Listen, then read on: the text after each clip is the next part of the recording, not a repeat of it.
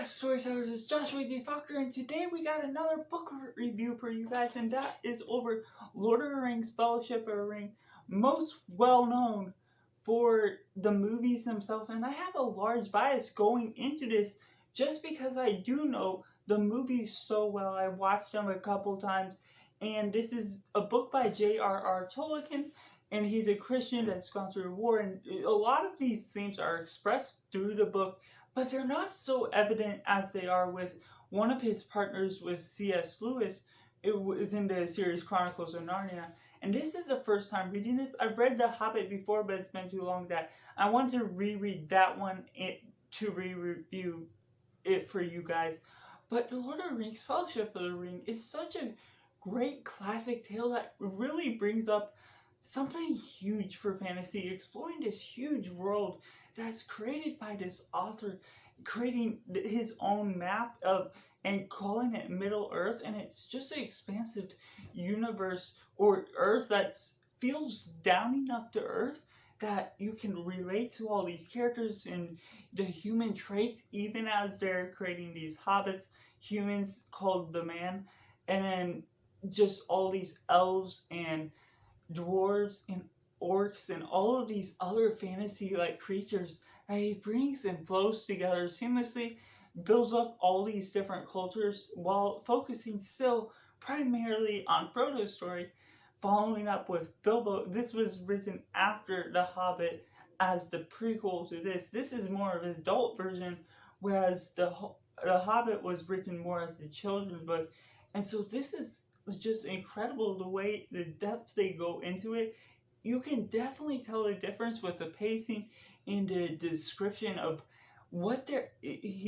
J.R.R. Tolkien was going for with making this such a more dense book, and you can really tell that as you're reading it, whether that's a good or bad thing for you, especially the more you mature, like how well.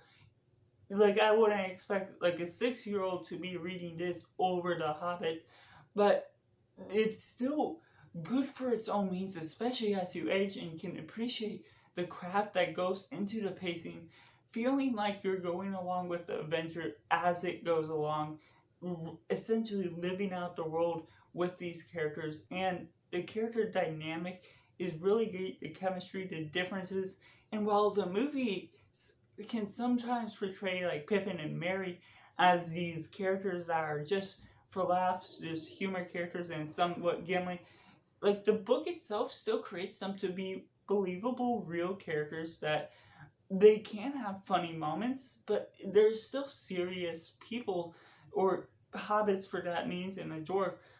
that still live up to their own type of person. Each sort of has a contributing role that makes sense for what their role is within the book, and they're still having the gathering of the fellowship. But what this book offers that the movie doesn't, besides just the denseness that could have made the movies even that much longer, is Tom Bombadil and a few other supporting characters that have extensive scenes. Tom Bombadil is almost like a heroic character that's almost Gary Sue-esque that could have helped, but he has this specific role in not always being there, just like the role of the Eagles, where you expect them and not explained in the movies that they could fly over to Lake Town, but they have these reasons that they just can't go over there in the same way that you would expect them to. The Eagles can't fly over the men, and Tom Bombadil is still in the same way by that nature, and still provides such a good character that helps the characters in the right moment, in the right time, but doesn't have a huge enough role to where it feels completely absent from the movie as a bad thing. He still could have been really beneficial, but there would have been questions from the crowd of the audience of the theater, just like there was with the Eagles themselves, and I still enjoy it for what it is, what Tom Bombadil has to offer. There's some parts that, of course, for its density, makes it feel long. I sort of like the happy medium type of pacing between what The Hobbit has to offer versus what this has to offer, and simply the themes it has to offer through this growth of hobbits just being characters that just want to hide in the ground, love comfort, versus getting passed down the ring, Frodo, and it's going on this adventure just like Bilbo, and Bilbo still has that just writing this book dynamic of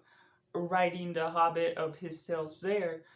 versus this is where like sort of Frodo feels now compelled to, and sometimes he feels like he has to pass off the ring because he doesn't want to carry the burden, but then he matures slowly and recognizes his worth as the carrier of the ring and kind of recognizing what it really means for him. Because it takes quite a bit longer to read this book than watch the movies themselves, especially the 3-hour long time of just the first movie that this is based off of, I still highly enjoy the journey it took on, almost making it feel more believable, because there's parts where it's skipped because just the general journey itself takes much longer than you can really translate into the passing of time within the movie itself, where there's transitional scenes, whereas this is saying like there's months later, or Bilbo didn't leave the Shire for months once he got the ring. And so it's just incredible the differences you can pick out of it, neither of them being bad, because a movie is going to be adapted in such a different way in its own medium that you can't translate that in the same way with the same length that the book is explaining every single thing. And so the movie itself is true to its adaptation. I may cover the movies more in a separate video, but the Lord of the Rings Fellowship of the Ring book itself is still an epic of its time, building the culture, the language, everything in between. You can't always translate the language,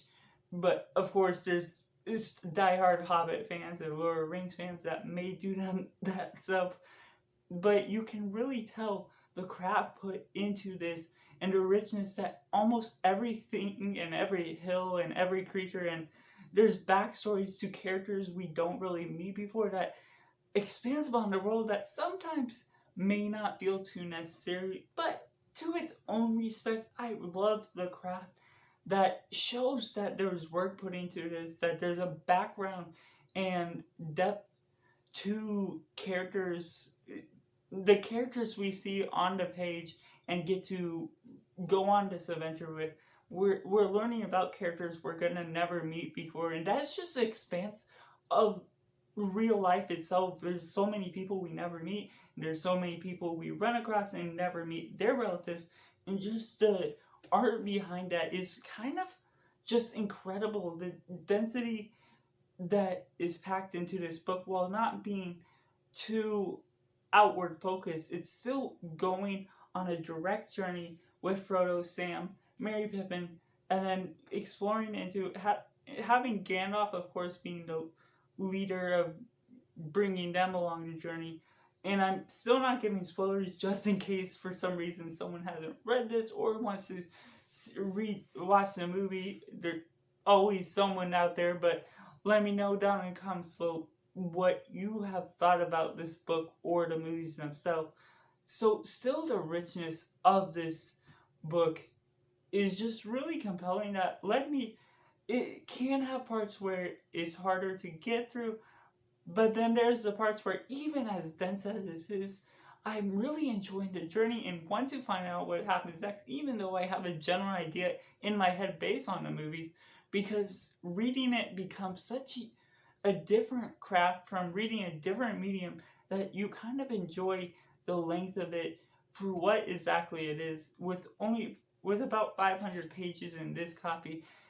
it's still really dense and still really good for what it's trying to be. So that's just my personal take on Lord of the Rings Fellowship of the Rings. Hopefully sometime throughout this year I can get to the next two. Let me know down in the comments below what you thought of this review and the book itself, or even just the movies if you can only get the movies. I highly recommend this book if you have not get it. And even if it's too dense for you, I recommend you try at least get through 10 to 50 pages before deciding if it's not actually for you or not. Thank you for watching. Bye for now.